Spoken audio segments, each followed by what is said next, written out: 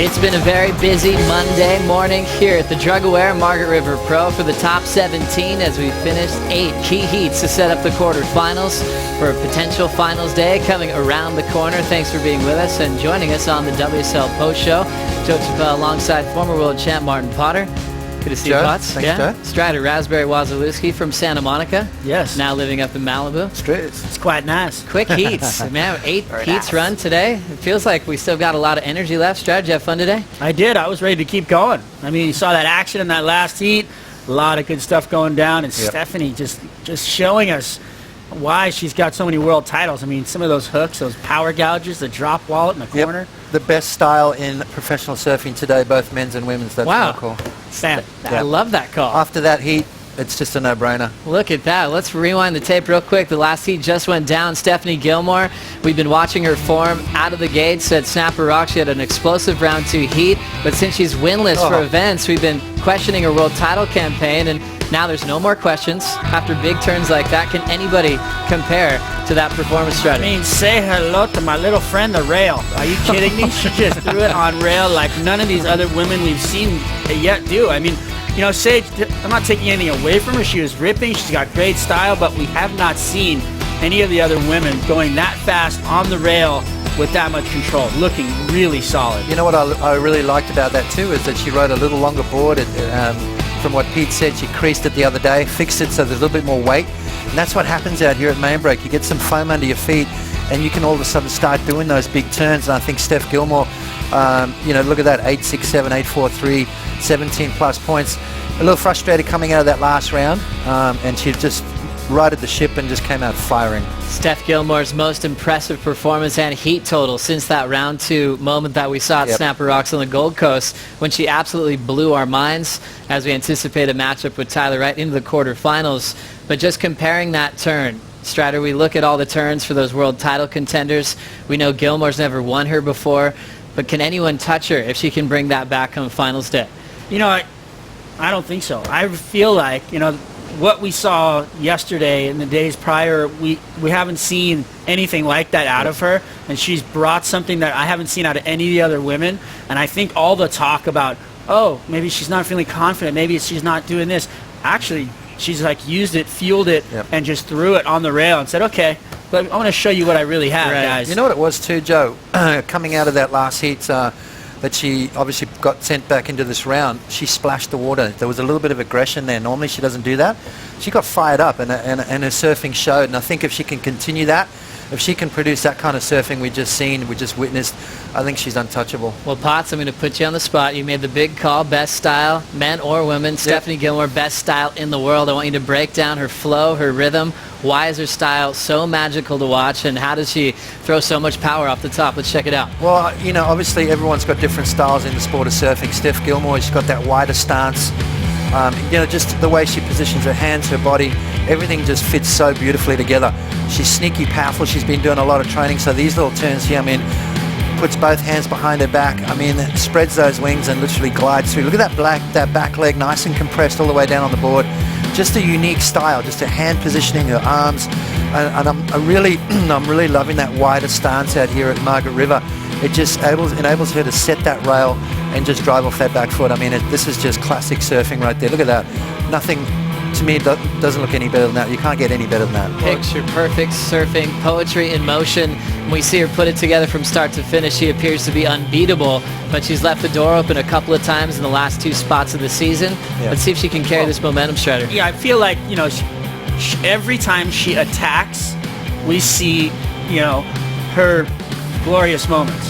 But when she's kind of not sure and not attacking, you see her, you know, kind of coming unstuck or not really, you know, coming out of it with speed. But when she's on the attack and she's got all that speed and she has all that knowledge, I mean, she's got the world titles for a reason, and then she just displays how good she is. It's just such a pleasure to watch. And you're like, whoa, okay, there's the real deal.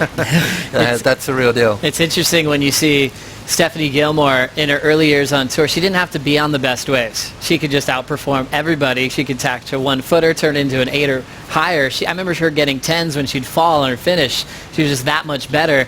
We saw her bells, and she was talking about headspace. She got out of rhythm, picked the wrong waves, as she's realizing the caliber of the athletes on tour. Strider, I quickly want you to judge on the style criteria. Are you with Potts, with Gilmore being the most stylish surfer on earth? I do love her style. I think she's definitely one of the best styles that we're seeing on tour, both from the men and the women. I just feel like she's got something elegant about her and power. So if you can put the two together, then you're killing it. You know what I mean? And she's definitely doing that. She's got both of them, and I agree with Potts. Well, with that up and down result, wow, that doesn't happen too often. You guys going to shake on that? Okay, we'll shake on that one. But thinking about what the task she has in front of her now is the Tyler Wright movement. Number 2 in the world. She hasn't had many holes in her game in the last 2 stops. We see up and down performance from Gilmore. What's at stake in that quarterfinal heat, Potts?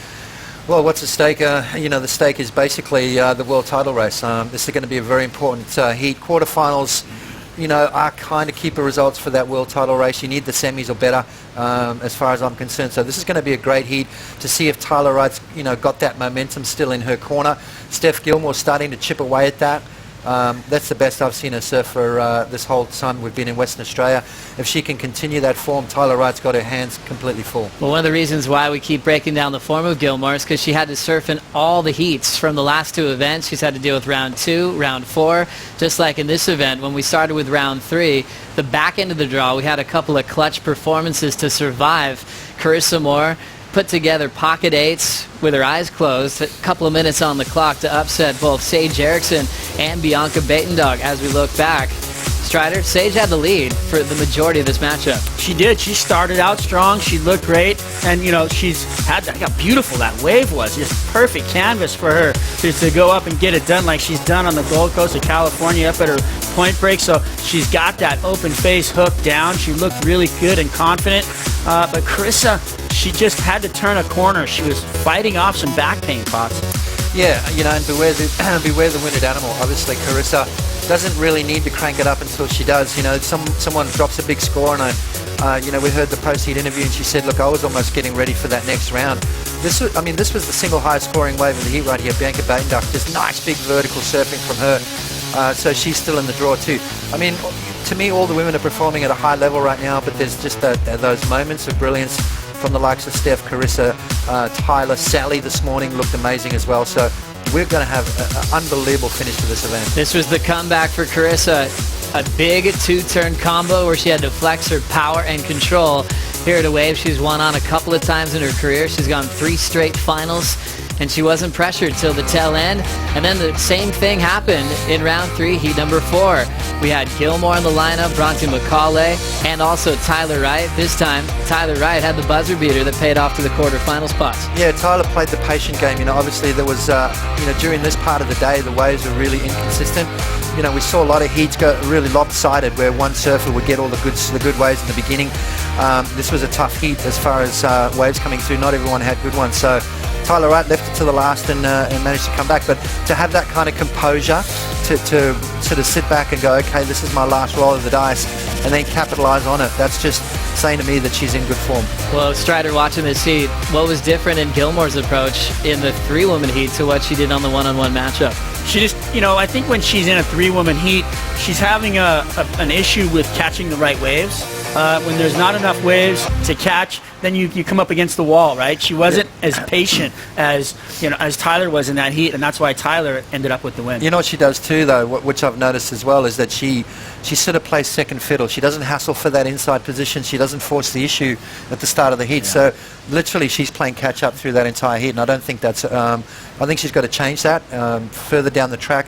Maybe just get involved in a bit of a paddle battle. Get that little bit of aggro going and control the beginning of the heat. If she does that, I think her confidence level will raise up and she'll start winning those 3-woman heats. Great news for Gilmore. She did recover and threw down 2 of the biggest moves of the whole contest. Stephanie Gilmore at the moments with Peter Mel.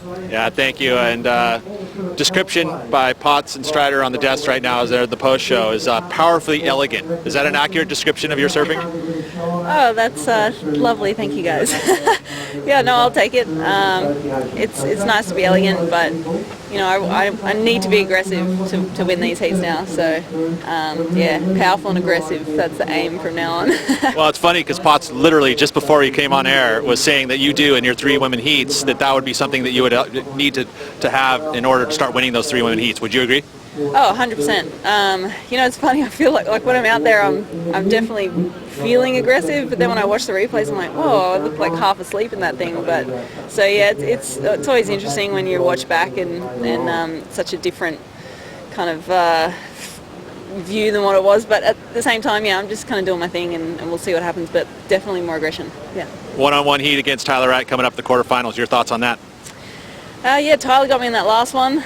There was really no waves, so it wasn't a great battle. But yeah, she's got me the last couple of times, and she's surfing so well at the moment. So I think the only way to beat Tyler Wright is with power and aggression.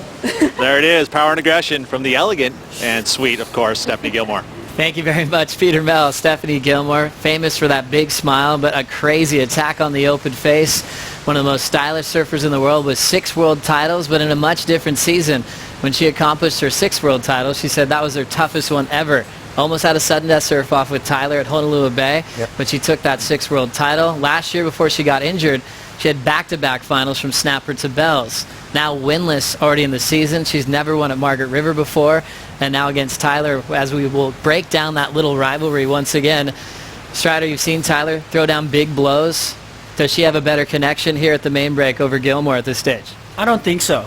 I think she's just played a better heat. She's had a better strategy, and I think now that we're going to be coming on to the, those women-on-women heats, and we're going to see some action between the performances, it's just going to come down to who's on the better wave. They can both perform to that next level. If Steph can take this heat down, she can go on to win the contest, all the way with those kind of moves. I mean, never say never. She's never won here before, but you've seen what happened so far this year. The whole tour's been turned upside down with all the new rookies on tour, and the usual suspects are having trouble. So I think this is a really good opportunity for Steph to step up and walk away with the win here. And if she can do that, she's well and truly back on track for another world title. Really impressive to hear her talk about learning, because I don't think she really had to learn too much in the early days of her career, but now taking on new advice in those 3 women heats so she could get more dangerous later on this season. We had a couple of key heat wins also, some of the lower rated surfers in the draw. Great matchup between Malia Manuel and Laura Enever. The big role for Laura is just trying to get that winning feeling again, and she's had a bit of a rivalry over her career with Malia, and Malia always starts off strong in these matchups here, Potts. Yeah, I mean, these little right-handers suit Malia surfing down to a T, and then you couple that with the commitment that she's been doing, like riding the wave all the way through to the inside and literally dry docking herself. I mean, look at that. I can't believe she had fins left after that occasion. So good to see Laura back in that winning sort of form. It's just the confidence thing with her, I reckon. Once she gets that confidence up, you see her starting to loosen up, you see her starting to put that board on the rail a bit more and finish off her waves.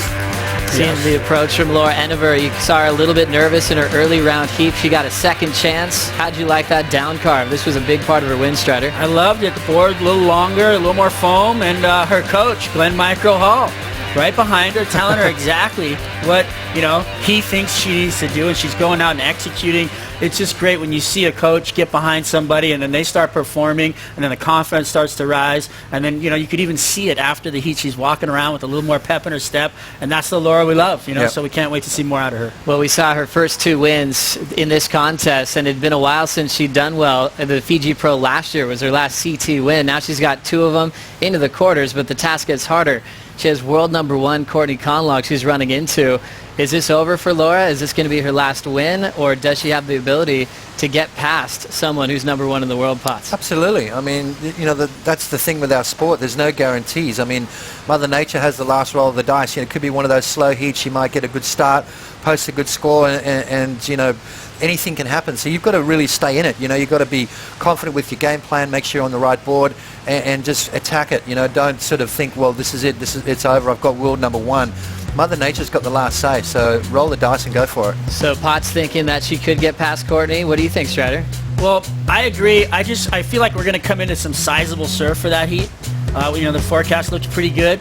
And I think Laura actually does better when it's bigger. Yep. So we're going to see her surfing irons itself out when it's bigger. She has bigger, better, rounder turns, and she'll start to become more of the Laura that we like to see. We see her charging all over the world at all these different waves. She just, for some reason, when it gets bigger, she just turns on. It's interesting when you look at that matchup. So does Courtney, by the way. With bigger True waves. that. True that. I'm kind of on the Courtney side, seeing the form, her headspace, her dominance at Margaret River, former champ. I mean, it's Courtney's to lose, but it's also Laura's to win. She can come up and step up and win. She's going to take a lot of confidence taking Malia down out here today. And, next weekend, it's a new day, and, she could do it. Always fun breaking it down. You can join the conversation at WSL and let us know who you think is going to win that heat, but ultimately who's going to win the entire contest, because we have some heavy names in the draw, multiple-time finalists. We were talking a lot about Gilmore, talking about a lot about Courtney Conlog on that side, also Carissa Moore. 3 straight finals, and she won in a creative way in the back end of her heat. Is she looking confident? You talked about that injury, Strider. Do you know any more on that? Well, it's the first time she's had to deal with it in a competition situation. So for her to go out there and readjust and actually come away with the win, for Carissa to do that and adjust, she's going to, have a lot of confidence coming out of that. I think those little back spasms have happened in the past, but she's gotten through them, and I think she'll do the same thing now. Sally Fitzgibbons will be in the first quarterfinal against Hawaiian Rookie of the Year last year, Tatiana Weston-Webb. Fitzgibbons has had multiple semifinals. She's waiting for her first final here at the Drug-Aware Margaret River Pro. We talked about her interesting connection with her surfboards this year with JS's. She's looking lively and exciting. Tati looks dangerous in all sorts of heats, but she had a couple of slip-ups throughout the day-to-day, Strider. Do you think she can take out Sally? No. I think it's going to be hard for her to take out Sally, because Sally's got such a smooth, elegant, she's really just got something in her flow right now, throwing the hands down, coming up, big swings with the arms off the top, and really just kind of painting the canvas well. Tati's got this really tight in the pocket snap. I feel like her boards are almost a little too thick. She doesn't have right now the capability to gouge down in the bowl like we've been seeing some of the other women do. So a couple of exciting matchups to look forward to. Quarterfinal number 4 is the big showdown. We'll see Tyler Wright, Stephanie Gilmore take to the lineup to go blow for blow. Tyler originally signed up with her major sponsor because Gilmore used to be a part of that team. She's looked up to her quite often. They battled in Tyler's first ever CT when Tyler was just 14, and she got her first win off the 6-time world champ. Now it's a totally different year in 2016, and Stephanie Gilmore is heating up, Potts. Who's your favorite for the win? Power and aggression is what Steph said, and I think that's exactly what it's going to take. I think my money's on Steph after that last heat that I just watched her surf. If the conditions will be similar, nice and clean, I think the winds are going to not be as strong. I think it's going to suit Steph's style of surfing. If it's big and lumpy and chunky, I think Tyler's going to have her way with it, but my money's on Steph. Well, Strider, you've been agreeing a lot with Potts this afternoon. I'm going to keep going with this man. Here we go. He knows what he's talking about right now. I mean, we talked about it before, how there's some interesting things about how Steph's headspace, I didn't think she could win the event with that, the way she was going. It's just turned it completely around today, and I really do think she's looking good for a win here. I think that Tyler's gotten her in the tail end a few times. I think that left's going to run out. Well, interesting to see Gilmore just fighting for a win, something she's so used to doing.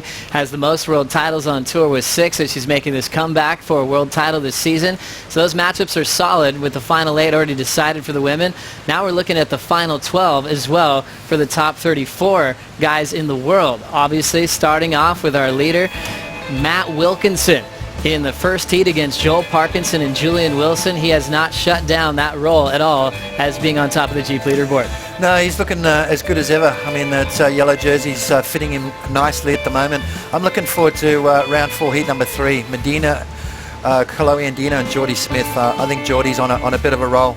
Yeah, the last one there. Look at Zeitz, Ibello. That's just a lineup right there, number 4. Walking through that locker room today, a lot of empty lockers in there. It's just cleared out, and some of the names you wouldn't expect be gone already. Well, it's fun to focus on the Jeep leaderboard. Chloe Andino, Geordie Smith in the same heat. They're number 3 in the world at the moment. That'll be huge. Leo Fioravante, we talked about all the big names he took down the last couple of days. Quickly, Potts, is his run over? No, Not yet. Fantasy team. He's More dangerous. guys. He's dangerous. Your fantasy team is killing it, Got him on my Strider. fantasy team. Really proud of you. 0.01%. We're going to enjoy the rest of the day You got the here in crystal West ball. Oz, and these guys are going to argue. We'll talk about more at 7 o'clock for Dawn Patrol tomorrow morning. Enjoy your day. This copyrighted event broadcast is produced by the World Surf League for broadcast around the world and may not be retransmitted, reproduced, rebroadcast, or otherwise distributed or used in any form without the written consent of the World Surf League. Good morning once again from Australia's southwest, day 4 of competition. We are into the 3rd round of the women's event. Sally on the right, nice down carve to start. There's that clean frontside carve that's really reliable.